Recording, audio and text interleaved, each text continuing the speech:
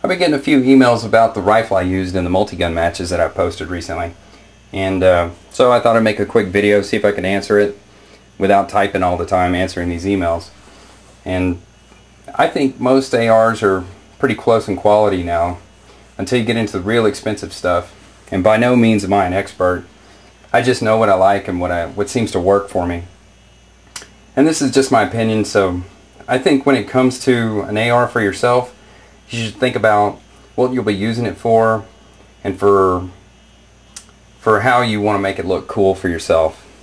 And in that case, this is how I got mine dressed out.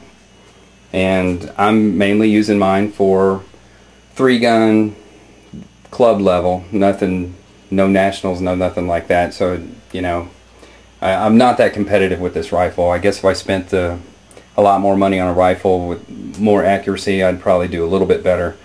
But a lot of carbine matches. I do a lot of club carbine matches, and yes, I do hunt out of a truck a little bit. So the short barrel works for me. And going into the coolness factor, this is for me anyway. You know, this is what I think is neat about this rifle. This gun I put together myself, so it is a Franken gun. I have an Armalite lower, a Delton M4 upper with the M4 cuts in the upper itself.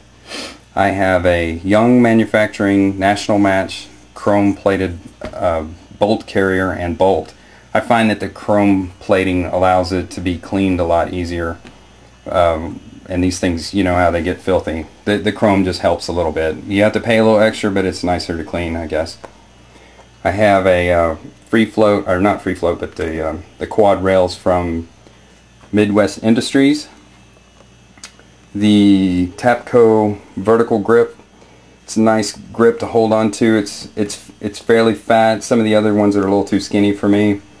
And the light I'm using for the night matches that we've been shooting is just a Pelican.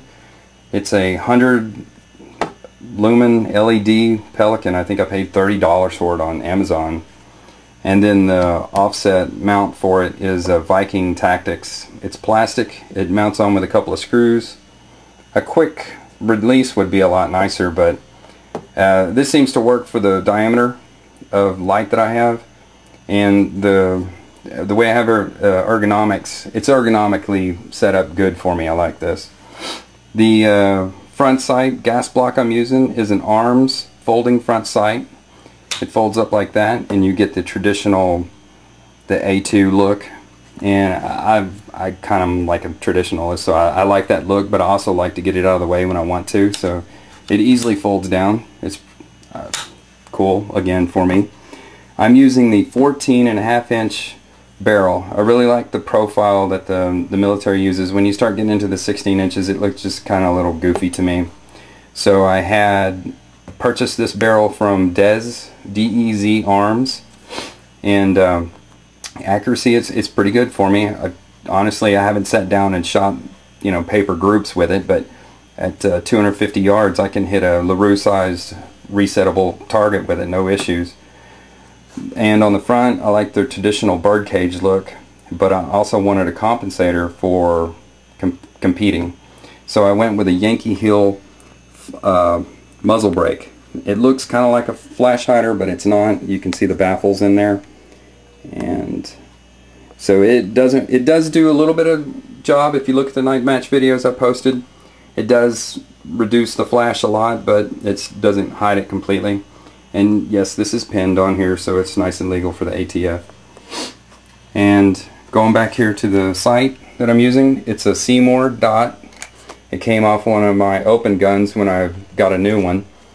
This, I'm not sure the dot size, it's fairly small. I would assume it's the smallest one you can get for Seymour. It's just a reflex sight, and mounted on the rails, it seems to go with the front sight and the rear sight. I have a Troy, I guess it's Industries, rear sight here that flip ups out of the way. And I use a single point sling. The 2-point slings, I love the way they carry. They don't bang into your legs when you're walking around in the field.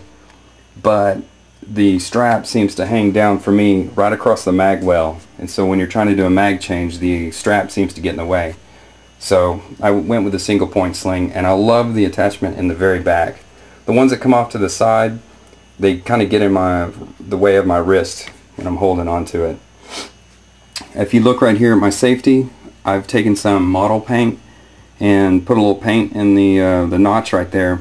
So when I'm shooting or I'm out shooting with other folks, especially new shooters, that I can stand on either side of the gun, make sure it's functioning, because I'll put a 22 conversion kit in here, and I can tell if it's on safe or fire from this side of the gun and not from the other, since I'm not using an ambidextrous safety on here.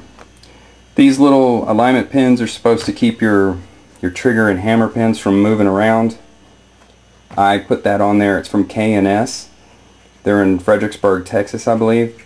I put that on there because my gun was doubling and tripling in matches, and I think it's due to the two-stage trigger that I'm running from Rock River Arms. It's a National Match two-stage trigger, and I'm using JP Enterprises reduced power springs from Brownells. They're about $10 for the springs. And I think in the match, when the pressure's on and you're being, you know, the time's going, there's a lot of stress there. I think I'm not fully pulling the trigger back till it clicks and letting it reset. I think I'm just kind of thumbing it, almost bump firing, because I cannot get it to double and triple ever except in a match. Hopefully it won't get me disqualified someday. And then I have the Magpul Mo stock. Really dig this stock. This is so much better than the M4 that it comes with. I can't see paying the extra $50 for the CTR or whatever it is that has a little lock right here that keeps it from wiggling. I don't mind a little wiggle, but this thing is just so fast to change adjustments. And when you're going in a stage, doing a house clearing stage, and you got your stock collapsed pretty down pretty far so you can maneuver around the corners, once again with the short barrel, and then you step out into an open and have to engage some longer targets, you can extend it a little bit more for a little bit more comfort. So I really dig that stock. Flipping the rifle over, I have the oversized charging handle or latch right here. These are incredibly good, especially if you're running a scope. I have one on my my 6.8 that I previously did a review on, and I got them on any AR that I ever use. And then I have the double tactical bolt release, and I must admit I've never used this thing. It's just kind of, it's there. It was kind of a pain in the butt to put on. I'm not taking it off again. But anyways, I don't think it's really qualifies as useful, that much useful. I like the standard A2 grip, and this particular one has, I think it's from Ergo Grip, perhaps, I can't quite remember, but I have inside, it's got a little compartment, that's why I dig this one, and inside I keep a bottle of oil and a broken shell extractor. I don't keep any spare parts, any spare pins or something like that, because my theory is if your gun breaks, you can always go back to the car and get another one or something, or borrow one at a match. But if you're out in the field and you get a broken shell extractor and you're out hunting or something like that, it'd be nice to have that, and oil. Someone always needs oil. I don't know how many times I've been out with somebody and they fail to lube up their gun, and so no one has any oil. But if you have some in your rifle, it's something you'll always use, and you can always use it on somebody else when they fail to lube their rifle up, because you don't want to take a trip back to the truck if you don't have to. I got this online. It's just a little tiny little bottle. It fits perfectly. It's enough to lube up your gun, maybe 2 guns, and it's just like emergency case only. I'll put a little note in the description for a website for it, but it's just some cool Purple Haze gun lube, synthetic oil. Now let me pop it open and I'll show you the inside. Alright, as mentioned previously in the AR Performance 6.8 review that I did, this is the same trigger setup that I have in the rifle I used to hunt with. It's a Rock River National Match 2-stage trigger with the JP springs. See if I can get in the light there.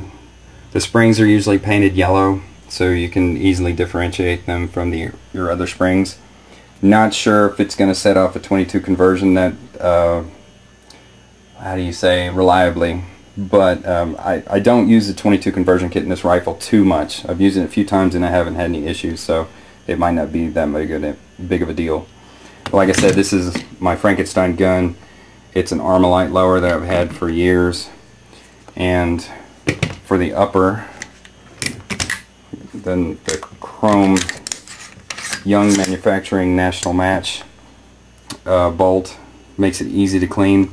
They don't stake them. They posted, or they sent me a letter in there stating that they had never seen a key come loose or something to that effect. And to tell you the truth, I've shot it plenty and I haven't had any issues with gas leakage or the key coming loose. And then I have a chrome plated bolt as well. If you can't afford a chrome plated bolt carrier, at least try to get yourself a chrome plated bolt, because that's the part that gets really nasty, as you know, if you have an AR. Charging handle is just a stock charging handle with the added oversized latch, tack latch, whatever you want to call it. There's plenty out there. I think it depends on the coolness factor. And then the Delton upper, as you can see, it has the cuts there. And I put this together myself, and don't consider myself too much of a gunsmith. I think if anybody wanted to put a rifle together, as long as your barrel extension and your barrel is head spaced, from what I understand, you are pretty safe to go. But as I said, to be more competitive in the 3-gun environment, if you really got into it, and not so much on a club level, you'd probably need something a little bit better, or at least be a whole lot better shot than I am, because I'm not that good. But I really like the short barrel, because most everything at the club level, they only have 50 to 75 yard bays. Very rarely are they allowed to use the 100-yard bays, depending at least where I am at, because the public's usually there. So the short barrel works for me, and like I said, it's easily maneuverable out of the cab of the truck.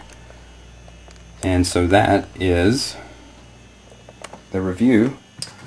If you have any questions, just give me a feel free to comment on it or send an email. Thanks.